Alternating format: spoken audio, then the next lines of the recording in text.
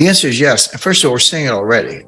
So, I don't match the company to the exact number, but layoffs on order of magnitude 10,000 to 20,000 terminated employees at Google, Amazon, Facebook, and other tech names. It affects other sectors as well, but tech in particular has engaged in a massive series of layoffs. And so people go, well, wait a second, how come it hasn't shown up in the unemployment numbers? Because the unemployment rate is it's around 3.5, 3.6, I don't know the exact number. It's right in that neighborhood, 35, 36.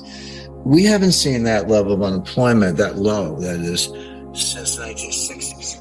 This isn't like, a good year or a good, this is the lowest since the 1960s. And the Fed is absolutely looking at that. You're right about that, Adam. And they're saying, because they believe in the Phillips curve, which is junk science, but the Phillips curve, for those who know from years, there's an inverse relationship between unemployment and inflation. So if unemployment is high, inflation is low. And if unemployment comes down, inflation goes up. And so if you want to get inflation down, you should expect to bring unemployment up. That's what the Fed believes. What I just said is nonsense. It's not true. If you think of a matrix of unemployment and inflation, what did we have in the late 1970s? We had high unemployment and high inflation. What did we have between 2009 and 2019? We had low unemployment and low inflation. Right. What do we have now? Low unemployment and high inflation. So as you can fill in every box in the matrix, which means there's no correlation. I mean, you can describe it, you can calculate it, you can put it on a chart, but there's no correlation. Last time I looked at the Phillips curve, it was flat. At least where I went to school, curves were curved. So it's junk. But the Fed believes it. Again, it doesn't matter what I think. It matters what the Fed thinks. So you got to put yourself in their minds to figure it out. So as far as they're concerned, those kind of unemployment numbers, lowest since the 1960s, that's inflationary. They got to get those numbers up.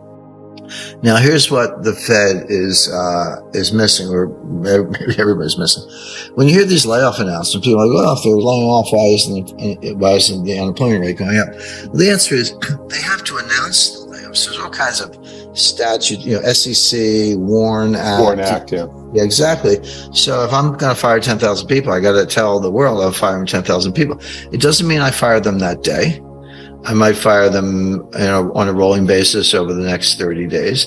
And it doesn't mean they walk out the door empty-handed and head for the unemployment office. I might give them 3 months severance, 6 months severance, etc.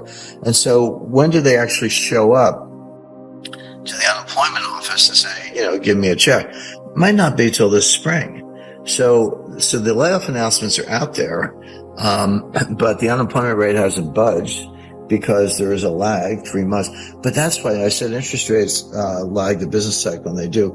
Unemployment lags the business cycle. Unemployment is a lagging indicator. When you're an employer, entrepreneur, and you're in any kind of distress, not as many customers walking in the door, you'll do everything you can to avoid laying people off.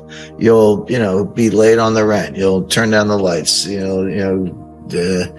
Find a cheaper laundry, whatever it takes. And then by the time you get around to firing people, you run out of options. Like, I've done everything I can.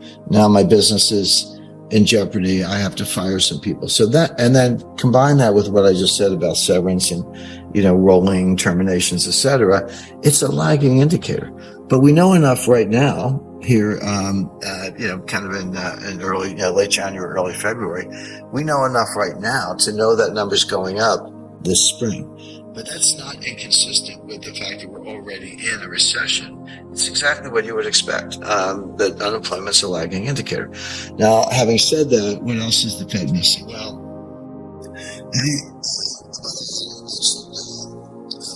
wages, their salaries.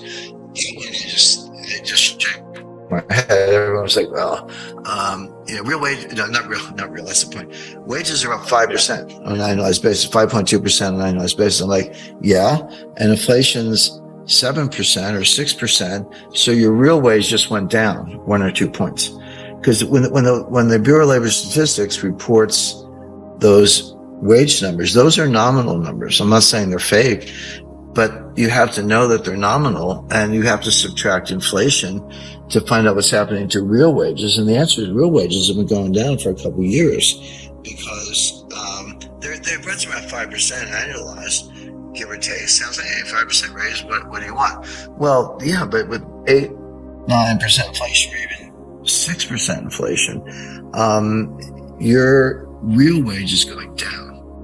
So that's not a robust number right now. The Fed needs to make it worse. The Fed agrees that those wage gains are too high. But my point is, in real terms, they're actually going down, but the Fed wants them to go down more. That would be one way to put it. Although, if you get inflation down and wages are constant, then the real wage goes up relative to where it was before. But if you're unemployed, you have no wage. So that's another issue. Now, what the Fed is missing, and it's a long list, but there's something called the labor force participation rate. Now, the labor force participation rate, you just take the number of people working divided by the total working age population. It's all you do. It's not sophisticated. And that number today is around 61%, 61.2, give or take, percent. But as recently as 2000, that number was over 70%. And it has come down ever since, and it's dropped like a stone during 2020, during the pandemic lockdown. Came back a little bit, but not much. And it's the reason it got, first of all, it's never 100%. It shouldn't be. There are legitimate reasons to be working age population not working. You're a homemaker. You're a student.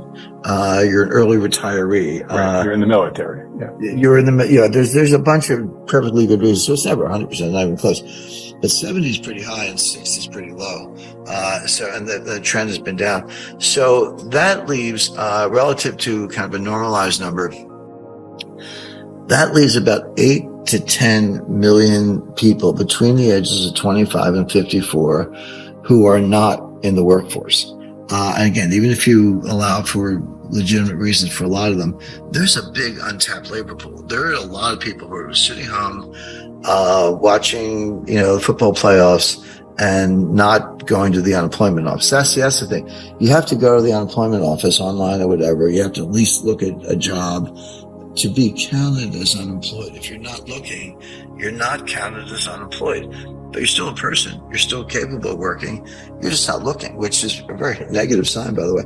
But if you took that group and threw it into the unemployment numbers, the way the Bureau of Labor Statistics calculates it, unemployment would be about 9%.